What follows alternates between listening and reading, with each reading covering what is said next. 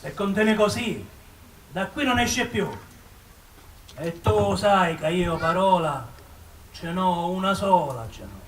Nino Pipitone, il padre di Lia, era uno dei capi della cosca mafiosa di questo quartiere dell'Acquasanta Arenella e viveva in una situazione di reclusa. Ecco perché lo spettacolo si chiama La stanza di Lia, perché Lia ha passato tanto tempo chiusa nella sua stanza a riflettere sul proprio futuro. Nessuno potrà più costringermi ad essere ciò che non sono, Gero, neppure tu. Sono stanca di avere padroni. E lei ha deciso proprio di rompere queste catene. Lei ha deciso di andare a scuola, lei ha deciso di vivere una vita come tutte le ragazze della sua età. Purtroppo, in un ambiente arcaico e conservatore come quello della mafia, questo atteggiamento non è stato riconosciuto dal padre, non è stato tollerato, che alla fine ha scelto la Cosa Nostra alla figlia. Che cosa c'è ora? Senti, volevamo comunicarti che abbiamo preso in considerazione l'idea di andare a vivere ognuno per conto proprio. Che cosa? Svergognata po'!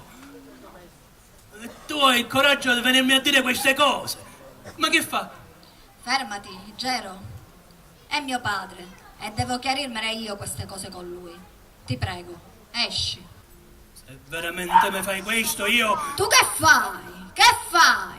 Mi ammazzi! Ammazzi tua figlia!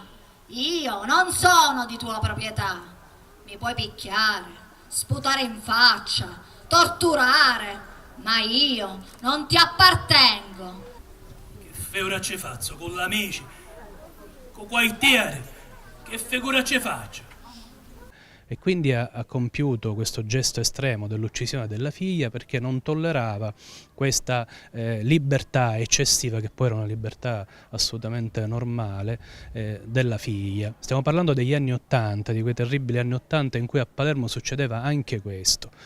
Ecco, prendeteveli, ma andatevene per favore, andatevene. Calma.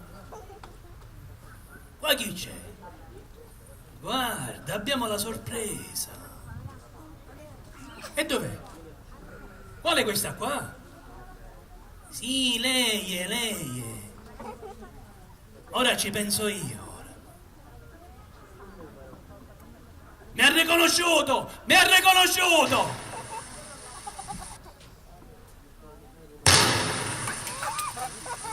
È una storia che ancora deve essere conosciuta, nonostante siano stati celebrati i processi contro il padre, accusato di essere appunto l'omicida della figlia, ma Nino Pipitone ne è sempre uscito innocente. Adesso si è riaperto il processo e noi speriamo che la storia di Lia possa finalmente raggiungere quella verità che tutti sanno nel quartiere, ma nessuno racconta e nessuno dice. Questo è un episodio, l'ultimo episodio dei Pupi Antimafia, che noi ormai da quasi 15 anni portiamo avanti in giro per le scuole, per le piazze e per tutte le città della Sicilia e non solo.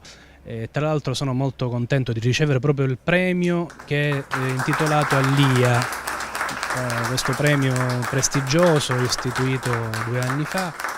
E io, ritardataria sulla vita vera, in anticipo sulla morte, bevo l'incubo della luce come un vino smagliante. I cavalli di Attila spezzeranno tutti i fiori, ma non fermeranno questa nostra primavera. No, non fermeranno.